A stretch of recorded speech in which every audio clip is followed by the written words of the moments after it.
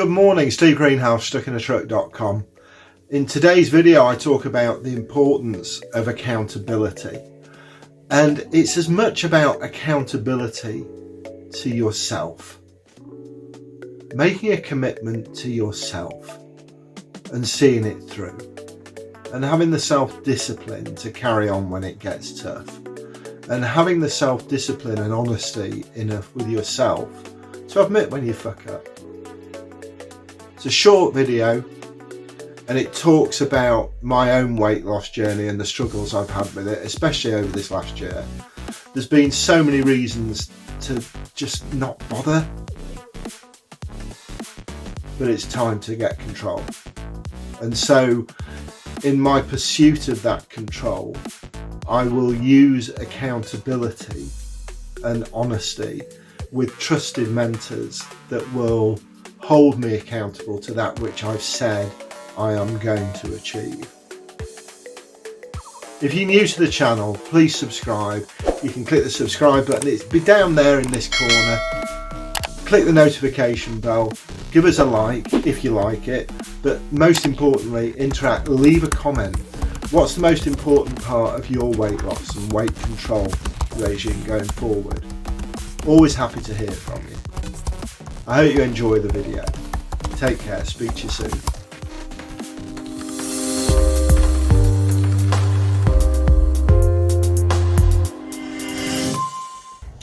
Good morning, how are you? Sitting at Lockerbie truck stop. Thought I'd come this way for a change.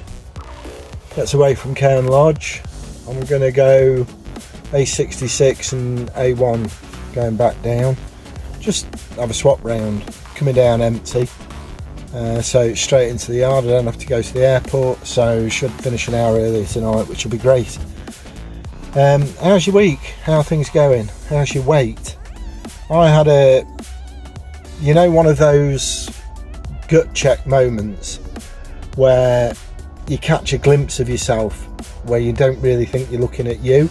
And I was at, I think, Greenhalgh yesterday, and I just caught a view of myself out the corner of my eye in the mirror, and where I've not had a tummy for about 18 months, and it was like going back in time. There's this shelf sticking out under my boobs, and there's boobs, and I'm about 2 stone outside target, and I keep telling myself, oh, I'll get round to it, I'll get round to it, I'll get round to it. Well, I'm not doing, and I don't really know why. So I got in touch with my Swimming World consultant and said, look, I've got to draw a line in this. If I don't get a grip now, I'm just going to keep making excuses and do nothing. And she said, well, the good news is you've recognised that there's an issue, and you've spoken about it, and you've spoken about it to somebody who will do something about it with you. Because I've mentioned it to Judy a couple of times, but it's like she's got enough problems of her own with this long COVID crap, and she's just not feeling right. And she says, oh no, you look fine, you're getting better. And I'm seriously not. So by talking to Tony about it and flagging it up and being honest, we can start working out where I'm going wrong and why I'm not doing what I need to do to get this weight back under control.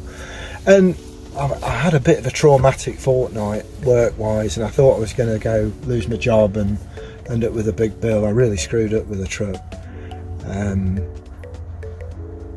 That's a different story, but historically I'd have dealt with that problem by hitting the booze, and when it was over I'd have celebrated by really caning it.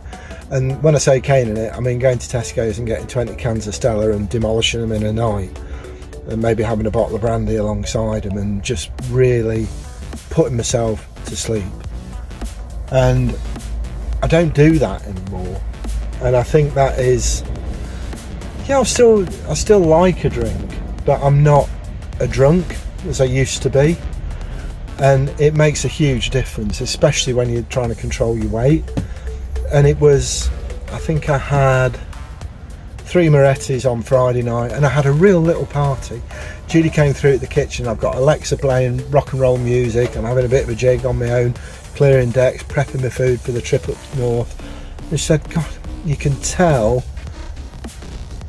you've put your worries to bed because you're happy, you're having a jig, you're having a dance, you're doing your food prep. It's really good, really pleased to see.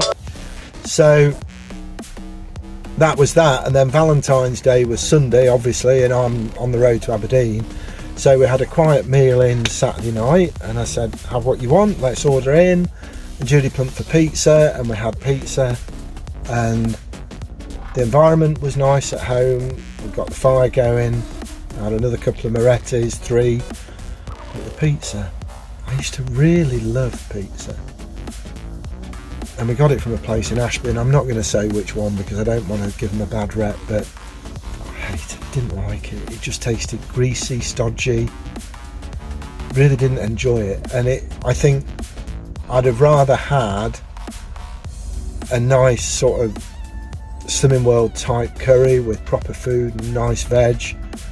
And the pizza just didn't enjoy it, which is great because that's another habit dealt with, because I'd have eaten all mine, all hers, all the garlic bread, and gone off in the kitchen and done myself a bowl of cereal as well. So we're on the right tracks, we're in the ballpark. So I'm started rowing again, got to get that back up to 3 clicks a day. I do 15 minutes now and I'm about 2 meters 700, so about 300 meters off pace, but that'll come back, and I'm maintaining the right power. So everything's in place, I just need to do the work, and I think that's the major revelation. And going forward, if any of you are struggling,